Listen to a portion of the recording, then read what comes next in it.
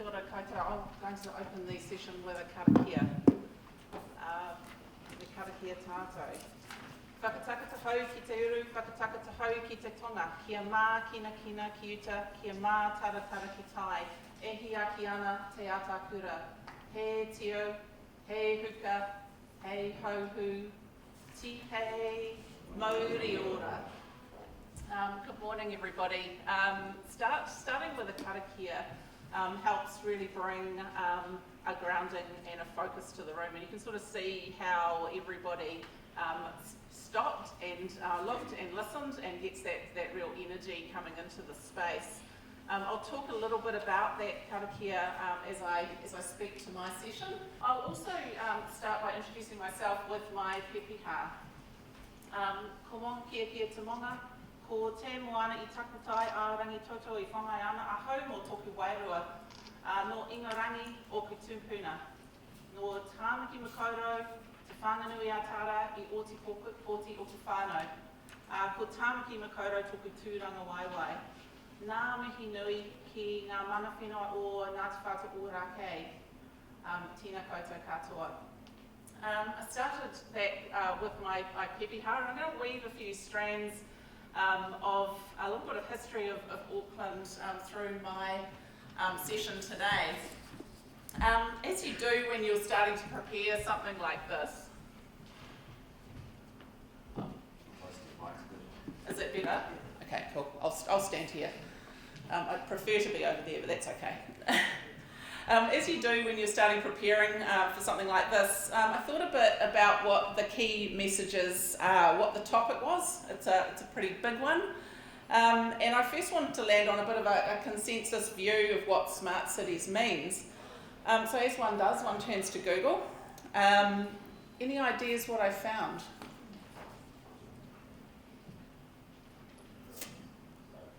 That's what I found. It turns out smart cities and digital twins are blue or teal or purple. A bit of a hazy glow, streaks of light flying across the sky above a generic cityscape, kind of a sci-fi version of a city. I also got a few images that looked a bit like that. What's missing? That's absolutely right, people. I'm a social scientist by background, a geographer, and when I think of cities, something else comes to mind. I love to walk, even better if it's nearly dusk, people haven't closed their curtains, and you can sort of still see a bit of activity of what's going on. I love being able to walk past the street cafes, people hanging out, eating and drinking, socialising. I love being able to engage with people when I want to, being able to be part of the sports, arts and culture scene of a city, going out to different restaurants, being able to use public transport to get around. I think about the layers of history below our feet as well, all around us, and the stories of people past, present and future. If we think about the great cities of the world featured in the movies perhaps, what's real in our own minds or our experiences, I can just see people and communities. That richness of culture, diversity, I see and smell food. As you mentioned, I am a foodie, I love food and the social side of it, those sort of shared social experiences. I don't think of blue lights and streaks of data flying around in the sky. Maybe that's just me. I do think about the quality of the environment though. I think about economics, about how we accommodate growth in a sustainable and well-planned way. Space is not something we can buy more or make more of. I think about a safer environment to walk around. I started this address today with my pepeha, which is an introduction, but it is much more than that. It's about me, who I am, rather than the job title that I have. It gives a bit of an insight into where I've come from. In a Māori worldview, it introduces your ties back to your tūpuna, to your whenua. Ko waikwe, who am I, who are you? It actually means who is your water. For me, my ancestors are from England, via Hokitika Blenheim, Whanganui, and more latterly Auckland, and live, as I said in my pepeha, in Auckland, Wellington and Dunedin. I suppose in preparing this, I thought about that topic, acting today for tomorrow's infrastructure, and I thought about what the digital twin really is. It's really just another iteration in the history of cities and how we develop our society into a better place. Well, tomorrow's infrastructure is yesterday's, of course. So I thought about looking at what we've done, where we've been, and where we could be, and where we want to be. And this is the opportunity that I think the smart cities thinking brings us, those deep stories of place. So I thought I'd share some examples. As I said at the start in my PPH, I want to recognise that this is the whenua of Ngāti Whātua Ōrākei that we're standing on at the moment, the first people of the place that we're on right now. We are at the head of Hobson Street. Hobson Street is named after Governor Hobson. And Auckland was, at the time that it was established, a big park full of valleys and streams and forests. And that's Hobson Street there, and that's Hobson Street looking up towards where we're standing now. So you can see right at the top there, believe it or not, is where we are now. And on the right, for those of you who know this area, is Western Park, where Auckland Girls Grammar is located, and the top of Ponsonby Road. I want to tell a little bit of a story about the history of Hobson and the Hobson Street, and draw that into some of the layers of the city that I think are really interesting stories that bring us back to that deep history of place. So Hobson came back into New Zealand after a previous visit in 1939 with instructions to take the steps to form a British colony here. Are there any Australians in the room? There's a few. You'll be pleased to know this, or maybe interested. New Zealand was nominally, but not formally, part of the colony of New South Wales at that time. And so in February 1840, Hobson met with chiefs at Waitangi, and on the 6th of February they signed the treaty, Te Tiriti o Waitangi, by which the chiefs of New Zealand purportedly voluntarily transferred sovereignty to the British Crown in return for guarantees respecting their lands. New Zealand became a separate Crown colony, and Hobson became the governor, or commander-in-chief if you like. He didn't actually live that long after that. He died in 1842. Just want to come to Ngāti Whātua Ōrākei. After the signing of the treaty, Ngāti Whātua invited English settlers to share the land with them. They made other gifts of land as well. For example, and I've got a stylised version here of Ōkahu Bay. They gave a headland, Takaparafa Point, or sometimes known as Bastion Point, to the Crown for a defence post against a feared Russian invasion. That land was given on condition that if it was no longer required, it would be returned. That was part of the Māori custom of giving gifts to friends. As more and more settlers arrived and more land was required, thousands of acres were sold. And Ngāti Whātua probably at that time believed those sales were meant that both parties would share the land. The early development of Auckland, in summary, was paid for from profits made by the sale of tribal land of Ngāti Whātua, and only 14 years after an initial offer of land, there was very little left. Coming to some other layers, it's the same view. Obviously that's a stylised version, but this here is 1903. With the city's population of Auckland reaching about 100,000, a reticulated wastewater scheme was landed upon as a solution. So you can see Ōkahu Bay, construction of a wastewater scheme here. In particular, you can see construction right in front of Ngāti Whātua homes. There's another image here looking the other way, shows the sewer pipe under construction in 1910, right in front of the ancestral village, which is just here. Auckland sewage was eventually discharged to the sea, and it really damaged shellfish beds.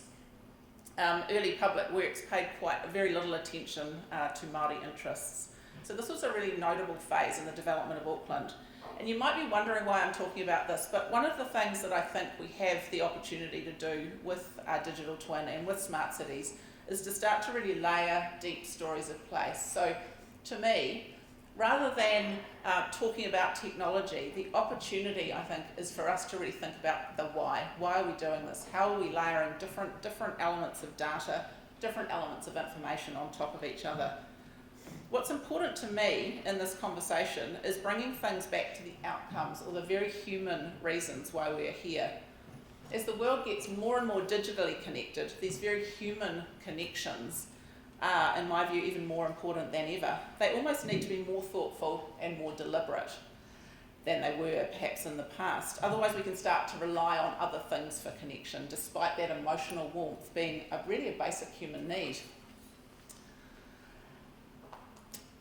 I used to think that robots would not replace critical thinking, but even with that, I am now not so sure, as I've started to experiment a bit with some of the tools that I'm sure many of us have been experimenting with. But what I'm sure about is that the warmth and intangible human connection will not be replaced by a digital connection of some sort, and I think that's a really critical reflection.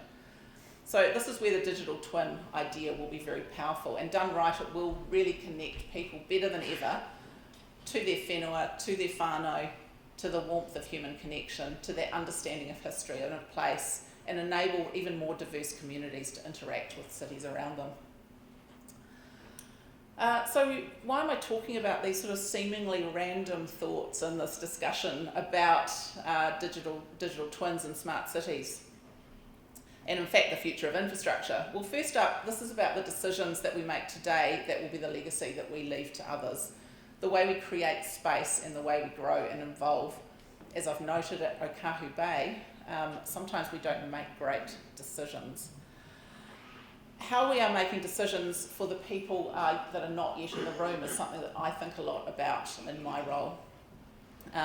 Realistically, we're not making decisions just for ourselves. We're making decisions that will benefit our mokopuna, in fact, for their children, our grandchildren, their grandchildren.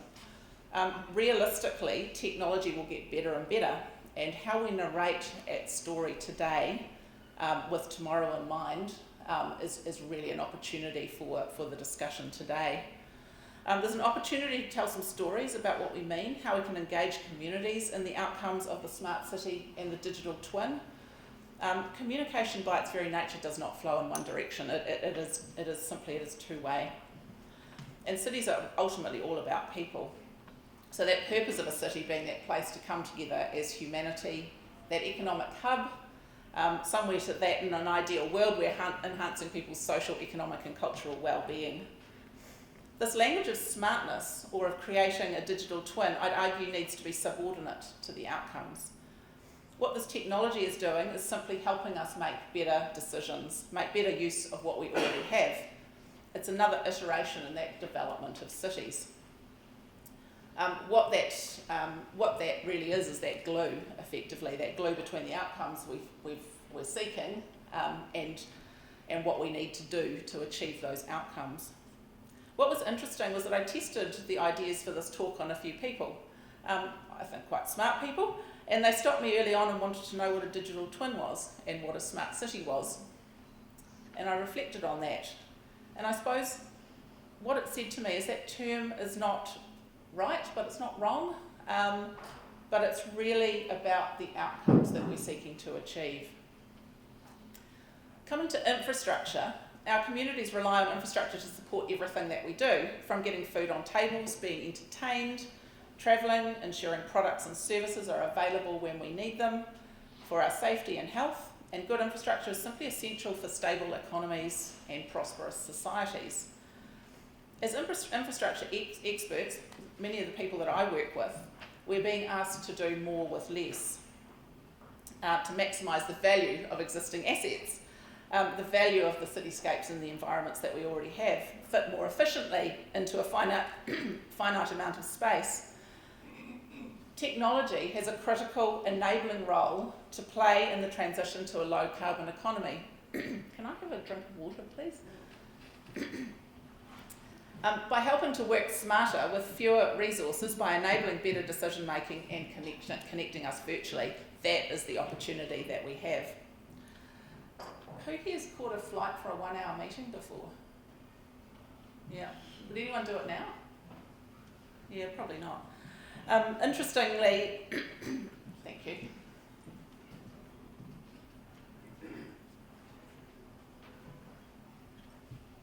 Increasingly, our infrastructure interfaces with that triple challenge, that nexus between digitalisation, climate change and well-being, that well-being of people, communities and the environment.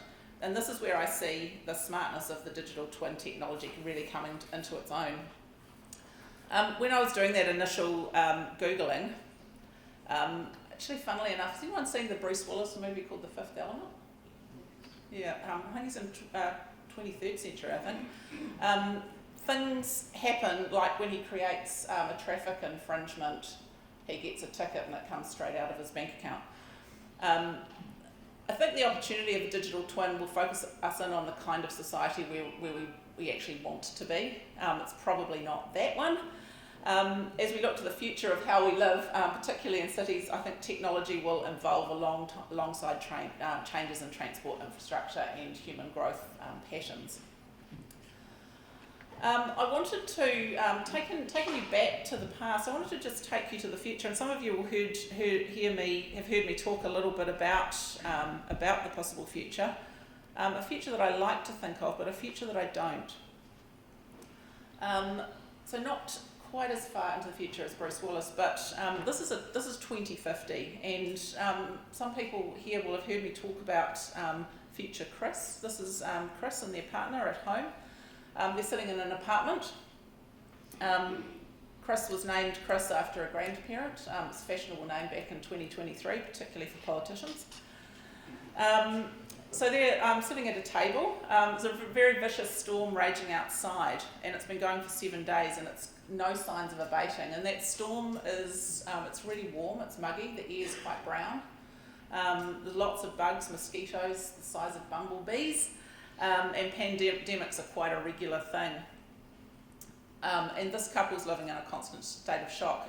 And this is a world that we could have if we don't use the tools that we've got available today. So they're sitting having a conversation about their future, and it's difficult to know what tomorrow will be like, let alone 50 years from now. 2050 it sounds like a long way away, but it's actually not that far away, and it's that target we all talk about as that net zero place.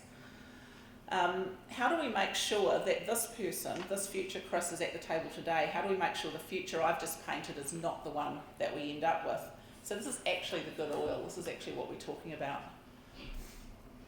If we come back to the present day, I thought we might be sitting at tables, so this is why this picture, we're sitting in this environment. But coming back to the present day, we're all sitting around here, and we find ourselves in this time of great change. And I would say, arguably, one of the greatest times of change, certainly of what I've experienced in my career. We've got a climate change crisis that we've known about for quite a while, and we have digital tools at our fingertips. We're more connected than ever before. It's clear that we don't want the bleak future I've just talked about.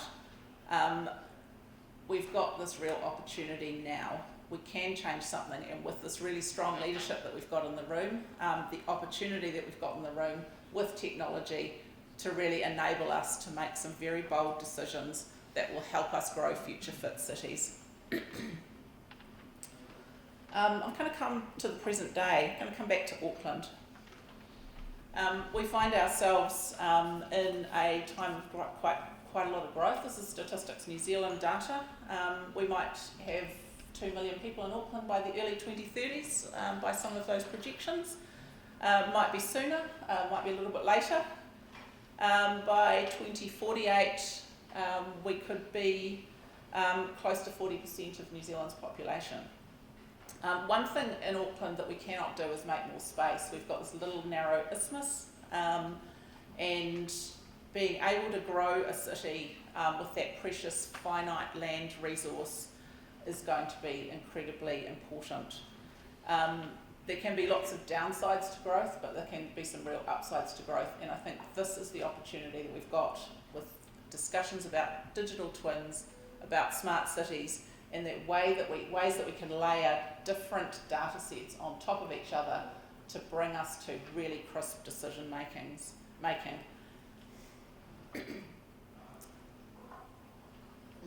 So I come back to future Chris. What's future Chris looking back at us today, at this responsibility we carry? We know that we need to aim for net zero by 2050, and that requires us to do something. What are we going to do differently today to make sure that that future is not that one that they experience? I'm going to come back to my little story about Hobson Street as I close out, and that centuries of history and the intertwined layering of history and the infrastructure of a modern city, those layers of culture and those layers of data. Wouldn't it be great if we had both a digital framework for our infrastructure network supporting a more climate-friendly, future-focused city, but also we had that richness of the human connection and the history of the environment around us. So Governor Hobson. Governor Hobson's grave, and this here is the Simon Street Cemetery, which is just up there. Governor Hobson was buried in that location, but his grave is now actually a centrepiece of a general Anglican memorial which was created in the 1960s when the Grafton Gully motorways were constructed. So under that grave site there's about 3,000 remains there where people were reinterred. So most of what is that park there, what was the Waipororo stream, is now under the motorway system. And crossing over the top of this area is a real life example of a digital twin. So when completed in 1910, Grafton Bridge was the largest span reinforced concrete arch bridge in the world, we think, and that's it there. So we've built a digital twin for that, and I know there's a few folks from Auckland Transport in the room. We've got a real opportunity to enable both the stories of Auckland's heritage, but also to really look after and nurture the value of that piece of infrastructure. I want to close by saying there's layers and layers of human history in a city. It's layers of connection to whenua, lots of lessons that we want to make sure that we learn from, richness of history and place, and they're all layered one on top of each other. We've got different reflections, we've got a whole lot of different data sets. We've got old ones, we've got new ones, we've got ones we haven't created yet. I wanted to draw out the purpose of smart cities and digital twins with particular reference to the future of infrastructure. To me, it's about creating a story that really engages and enables people to understand, to make sure we've got a much more vibrant environment, and it's that environment that I personally enjoy about being part of a city, about being able to engage with the people, the culture, and those layers of complexity of the world that we live in.